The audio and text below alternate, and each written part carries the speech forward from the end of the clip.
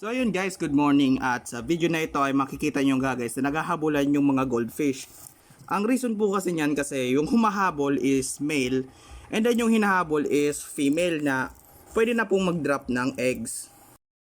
And ayun na nga guys, kung maobserbahan nyo ay panay habulan yung ating mga goldfish. Ayan o, hinahabol siya nung dalawang goldfish o.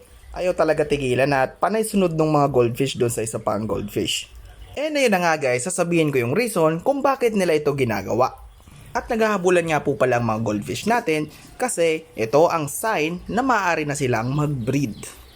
At ito nga po pala guys ay meron tayong isang male na goldfish. Kung makikita nyo nga po pala guys ay pinipisil ko yung kanyang tiyan ng bahagya at kung mapapansin nyo ay may mga usok-usok na lumalabas.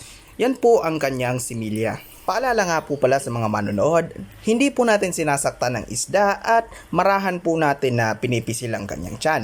Kita nyo guys, so ayan may lumalabas po dyan na similya. Nahihirapan po kasi sila na ilabas yan.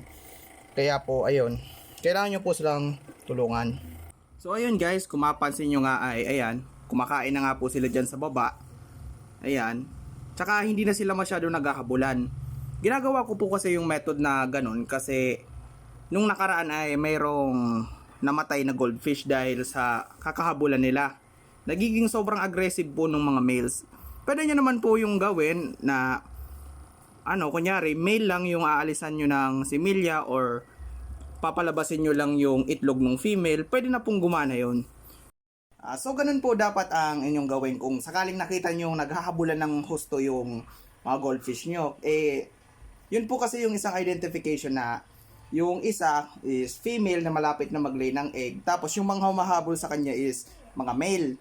Ang nangyari po kasi doon sa akin is namatay yung isang female ko dahil sa kakahabol ng mga males, kaya ayun, ginagawa ko po yung method na ganun. Pero actually pwede nyo na silang i-breed sa ganung paraan i-squeeze nyo lang ng kaunti yung tiyan ng female at ng male, tapos ayun, pagsasamahin nyo guys yung kanilang secretion. Ang problema nga lang is hindi ko sila kayang i-breed dahil hindi ko pa kayang mag-alaga ng fry. Pero kung sakaling ganun guys at naging successful kayo ay maaari po kayong mag-produce ng mga goldfish. Kaya guys, thank you for watching.